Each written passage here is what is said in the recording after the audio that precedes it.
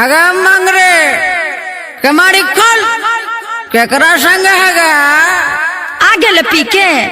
लंगटावा तहिन के छाव देखावे लगले आ काल त भातो न रहो रे पिलुआ है आ प्याज ला लड़ई थले आगे आगे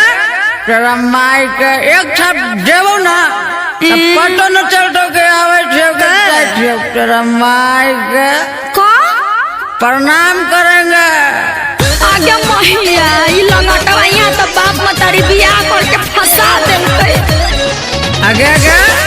लंकाई के सब की मकान बिना शीशा का और मरल बिना नेशा का रट तेरा चल हट जो ना और पी लिए पारा के मुंह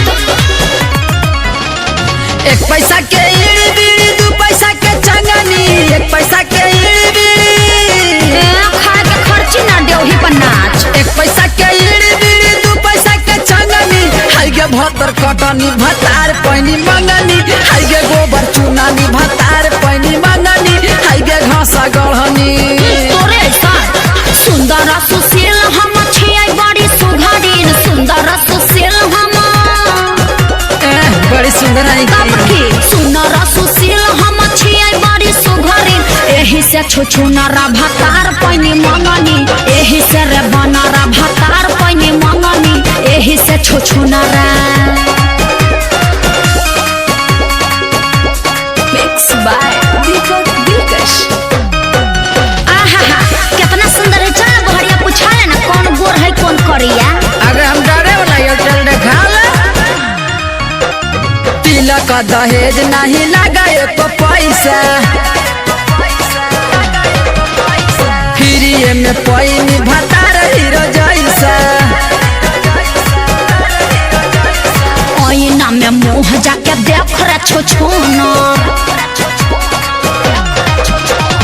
पूरा तोर खानदानवा से लागो है सोना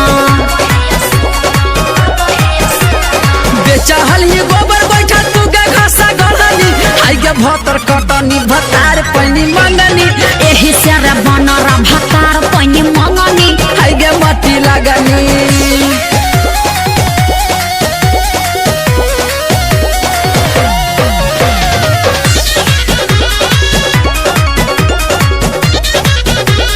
अरे अरे लंगटावा घर में कुछ खाए ला खर्ची हो रे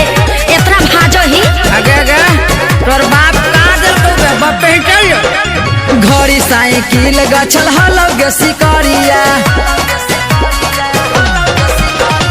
खाली हाथ भेजाई दिल को बाप तोर भिखारिया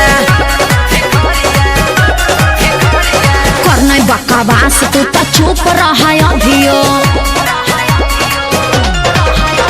रोजी नहीं हलो एगो चानी के अंगूठियो